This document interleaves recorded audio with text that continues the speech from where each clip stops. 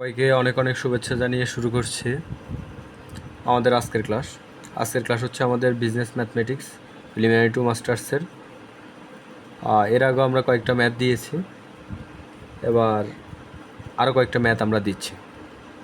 তো বিষয়টা হচ্ছে কি, এই ধরনের ম্যাথগুলা প্রত্যেকটা একটার সাথে একটা রিলেটেড। সূচকের ক্ষেত্রে সবচেয়ে বড় বিষয় হচ্ছে সূত্রগুলোকে জানা। সূত্রগুলো জানলে তারপর ম্যাথগুলো কয়েকবার একটু প্র্যাকটিস করলে ইজিলিভাবে পারা যায়।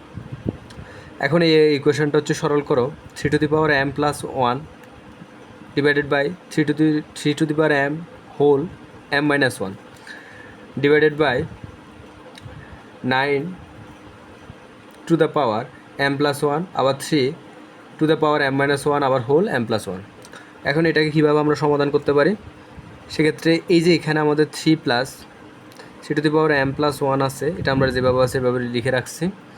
তারপর হচ্ছে 3, এই যে এখানে এই এমটা যদি ভিতরে থাকে এই বাহিরেরগুলোর সাথে গুণ হবে, তাহলে যদি আমরা এম যদি আমরা গুণ করি এম স্কোয়ার হয়, এই মাইনাস আবার এম আর যদি 1 গুণ করি তাহলে এম একে এম হয়। ভাগকে আমরা রেখে দিছি। তারপর এই যে এখানে আমাদের 9 আছে, কিন্তু এখন প্রশ্ন হচ্ছে সূচকের ক্ষেত্রে আমাদেরকে মনে রাখতে হবে সবসময় বেসটাকে ঠিক রাখতে হবে। বেস বলতে কোনটাকে বোঝাচ্ছি? বেস বলতে আমাদের এই যে 3, আমাদেরকে সবসময় চিন্তা করতে হবে যে একই পজিশানে নিয়ে আসার জন্য। তার মানে আমরা একই পজিশানে নিয়ে আসতে হলে আমাদের 9কে 3 স্কোয়ার করলে আমাদের 9 হয়ে যাচ্ছে। তারপরে ব্র্যাকেট m+1 যেভাবে সেভাবে রেখে দিছি। তারপরে নিচেরটাও যেভাবে আছে আমরা সেভাবে রেখে দিছি, কোনো ধরনের কাজ করলাম না। আশা করি বুঝতে পারছি এতটুকু। পরবর্তীতে এখানেও আমরা যেভাবে সেভাবে রেখে দিচ্ছি, m+1কে রেখে দিচ্ছি। তারপর 3m² - m কে রেখে দিচ্ছি। ভাগ এখানের মধ্যে 3, এই যে 2টা আছে এই 2টাও সেমভাবে আবার এই এমের সাথে একবার গুণ, তারপর 1-এর সাথে। তা মূল কথা হচ্ছে এই হোল স্কোয়ারটা এটা ব্র্যাকেটের বাহিরে যে যতগুলোই থাকবে তাদের সবার সাথে গুণ হয়। যেমন 2 আর এমে গুণ করলে 2m প্লাস 2 একে 2। আবার এখানে 3টা হচ্ছে এরকম একটা আমাদের একটা কমন সূত্র আছে, সেটা হচ্ছে a+b × a-b। সেটা হচ্ছে a² - b² একটা সূত্র, যে a² - b² একটা সূত্র, সেটা হচ্ছে a+b × a-b। এটা আমাদেরকে মনে রাখতে হবে। তার মানে এটা আমাদের সূত্র পড়ে গেছে। তাহলে যেহেতু সূত্রে সবসময় দুইটা পার্ট, যেটা আছে সেটা লেখা লাগবে না, যেটা নাই সেটা লিখতে হবে। সো আমাদের a+b × a-b এটা আছে, কিন্তু আমাদের নাই কোনটা? a² - b²। তার মানে m² - 1² দিলে যেই কথা, না দিলেও একই কথা। এবার আমরা কি করতে পারি? এবার আমরা যেহেতু আমাদের ভিত্তিগুলো এক, আমরা বলছিলাম যে সূচকের বেলায় গুণের ক্ষেত্রে আমাদের যোগ হয়, আবার ভাগের ক্ষেত্রে বিয়োগ হয়। সো কাজে এখানে এখন ভাগ আছে, ভিত্তিগুলোও এক, তাহলে আমরা 3 লিখলাম। 3 লেখার পরে m+1কে দিলাম। তারপরে এই যে ভাগের জন্য আমাদের বিয়োগ, পরবর্তীতে হবে আমাদের m², এই যে আমাদের মাইনাস, এটা আমাদের এখন প্লাস হয়ে যাবে। কেন হয়ে যাবে? যদি আমাদের এই ব্র্যাকেটের প্রথমে শুরুতে যদি আমাদের মাইনাস হয়, তখন পরবর্তী চিহ্ন আমাদের চেঞ্জ হয়ে যায়, তাহলে কী যাবে? পরেরটা এম হবে। এবার ভাগ দিয়ে আমরা লিখে রাখছি। আবার সেমভাবে এটাও একই নিয়মে কাজ করব। 3 থাকবে, উপরের যে 2m+2 আছে, এই 2m+2 আছে এটা লিখে রাখলাম। এই ভাগের জন্য বিয়োগ দিলাম, তাহলে বিয়োগটা কোথা থেকে আসছে বুঝতে পারছি তো? এই ভাগের জন্য আমরা বিয়োগ দিলাম। তারপরে নিচেরটাকে লিখতে হবে, নিচেরটা m², এখানে মাইনাস আছে বলছি না, আগে যদি মাইনাস থাকে পরেরটা কি যাবে? প্লাস হয়ে যাবে। শেষ। এবার আসি, এবার যেহেতু আমাদের এই ভিত্তিটা এবং এই ভিত্তিটা একই ভিত্তি, তাহলে আমি কি বলছি? আই রিপিট, যদি আমাদের ভিত্তি একই হয়, হ্যাঁ, তখন আমরা একটা ভিত্তিতে আমরা লিখতে পারবো। তাহলে এখানে 3 লিখলাম, উপরের এই বিষয়টা যা যা আছে m+1 - m² + m। এবার ভাগের জন্য আবার বিয়োগ, তাহলে এবার আমরা এগুলো সব লিখে ফেলবো, পাওয়ারগুলো সব লিখে ফেলবো, কারণ ভিত্তিগুলো এক বিধে আমরা ভিত্তি একটা লিখছি। এবার এই যে মাইনাস থাকার কারণে পরবর্তী চিহ্নগুলো চেঞ্জ হয়ে যাবে। যেমন 2m তো লিখলাম, এটা প্লাস আছে এটা মাইনাস হয়ে যাবে। তারপর 2 লিখলাম, এটা মাইনাস আছে এটা প্লাস হয়ে যাবে। m² লিখলাম, এটা প্লাস আছে এটা মাইনাস হয়ে যাবে। বাস, ওকে। এখন আমরা একটু দেখি এটাকে আমাদের কাটাকাটি করা যায় কিনা। যেমন m² আর মাইনাসের m² প্লাসের কাটাকাটি যাচ্ছে। তারপর 1 এটা প্লাসের, 1 এটা মাইনাসের, এটা কাটাকাটি যাচ্ছে। তারপর m² এটা আমাদের এটা প্লাসের, এটাও প্লাসের। তার মাইনাসের দুইটায় 2m আছে, একই কথা কাটিয়ে দিলাম, তাহলে আমাদের অবশিষ্ট কী থাকতেছে, -2টা থাকতেছে। কিন্তু সবগুলো কাটাকাটি যাওয়ার পরে আমাদের -2টা থাকতেছে। এখন -2টা থাকতে হলে এই 3টা দিব, তাহলে এই -2টা আমরা লিখলাম ইনভার্স 2। তাহলে ইনভার্স 2-র ক্ষেত্রে আমরা একটা সূত্র জানি, সেটা হচ্ছে এই 3টিকে লিখবো উপরে আমাদের 1। ক্লিয়ার? এখন বোঝা গেছে।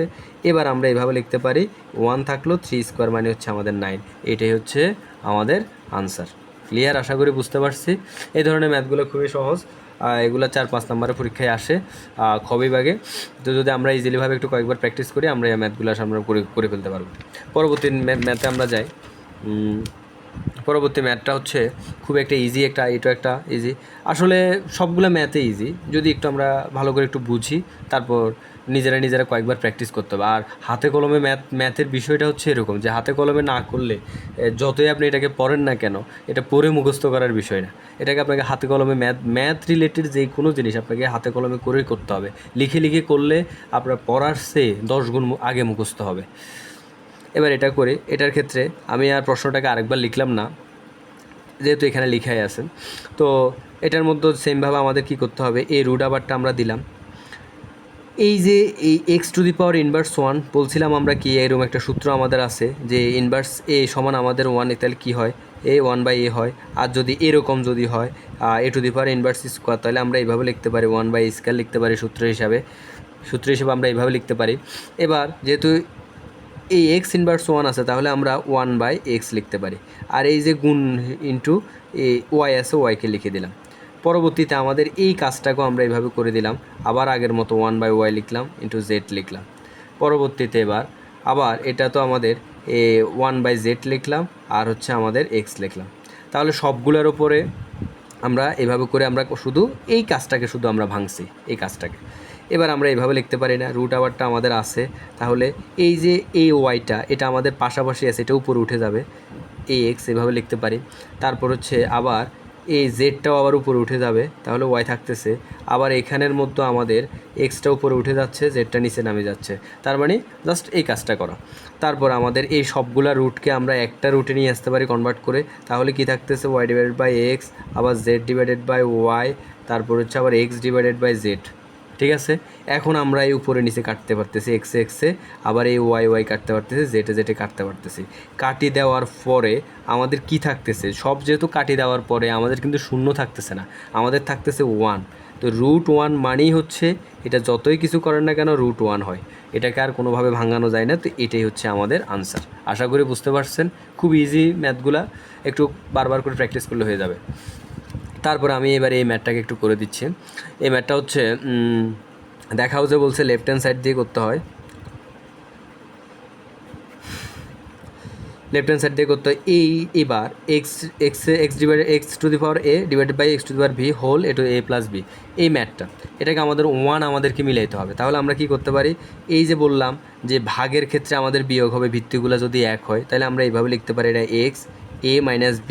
কেন আমরা এটা a-b লিখছি, কারণ ভাগের জন্য আমাদের বিয়োগ হয়েছে।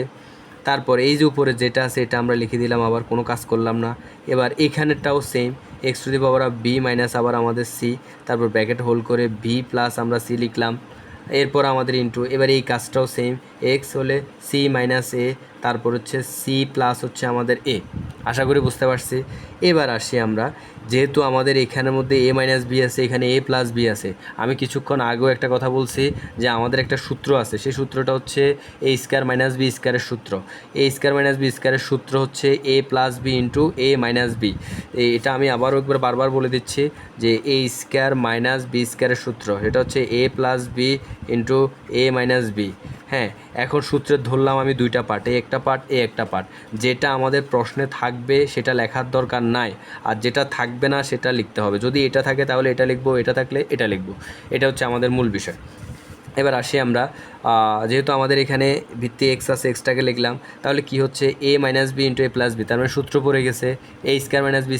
তা আমি লিখতে পারি a² - b² লিখতে পারি। এবার এখানের মধ্যে এক্স আছে, তো এবার এখানের মধ্যে আমি লিখতে পারি v² - c², কারণ মানে a+b ইন্টু -b, তাহলে v² মাইনাস হচ্ছে কত আমাদের c²। এখানের মধ্যে আমি একটা কথা বলে রাখি, আমি মনে কিন্তু মুখে কিন্তু আমি এ বলতেছি, কিন্তু লিখতেছি আমি বি, কারণ এখানে যেহেতু আমাদের ভি ইনপুট আছে, প্রথমটা এ ধরতে হবে আর দ্বিতীয়টা আমাদের ভি ধরতে হবে। সো কাজে আমাদেরকে মনে রাখতে হবে সূত্র তো চেঞ্জ হয় না, সূত্র সবসময় এ বিধি লেখা, কিন্তু আমাদের এখানে প্রথমে যেটা থাকবে সেটা এ ধরতে হবে, দ্বিতীয়তে যেটা থাকবে সেটা ভি ধরতে হবে। তারপরে এভাবে আবার ইন্টু এক্সে সি স্কয়ার মাইনাস এ স্কয়ার। এবার আমরা যেহেতু আমরা জানি যে সবগুলো ভিত্তি আমাদের এক, তাহলে আমরা একটা ভিত্তিতে আমরা নিয়ে আসতে পারি, সেটা হচ্ছে এক্সকে লিখে এ স্কয়ার মাইনাস ভি স্কয়ার। এই যে এবার গুণ আছে তাহলে কি হবে, প্লাস হবে। আগের অঙ্কে আমাদের ভাগ ছিল এই জন্য বিয়োগ হয়েছিল, এখন গুণ আছে প্লাস হবে। তারপর ভি স্কয়ার মাইনাস হচ্ছে আমাদের কত সি স্কয়ার। এবার আবার যেহেতু গুণ আছে তাহলে কী হবে, প্লাস হবে, আবার সি স্কয়ার মাইনাস এ স্কয়ার। তাহলে আমাদের সি স্কয়ার প্লাসেরটা মাইনাসেরটা কাটা গেছে, বি স্কয়ার প্লাসেরটা মাইনাসেরটা কাটা গেছে, স্কয়ার মাইনাসেরটা কাটা গেছে। তাহলে আমাদের এক্স টু দি পাওয়ার এগুলো সব কাটা যাওয়ার পরে কি থাকতেছে, জিরো থাকতেছে। বোঝা গেছে? জিরো যেহেতু আমাদের থাকতেছে, তা আমরা কি বলছিলাম, anything to the power anything to the power equals to কত, জিরো। মানে ধরেন এখানের মধ্যে গরু আছে, এই গরুর ওপর যদি জিরো থাকে তাহলে আমাদের কি হবে, ওয়ান হবে। আবার যদি ধরেন মনে করেন যে ছাগল আছে, হ্যাঁ, ছাগলের ওপর যদি জিরো থাকে এইভাবে, তার মানে কি হবে, ওয়ান হবে। হ্যাঁ, আমার ওপরে যদি জিরো থাকে তার মানে ওয়ান হবে। তার মানে কি বলছি, কোনো কিছুর ওপরেই যদি জিরো থাকে সেটা হবে কি হবে, ওয়ান। তাহলে এখানে আমাদের কি বলছে, ওয়ান মিলাইতে বলছে। আমাদের আনসারটা এখন মিলে গেছে। তার মানে আমরা left hand side equals to right hand side দেখাইতে বলছে শুড, ইট ইজ শুড। আশা করি বুঝতে পারছি।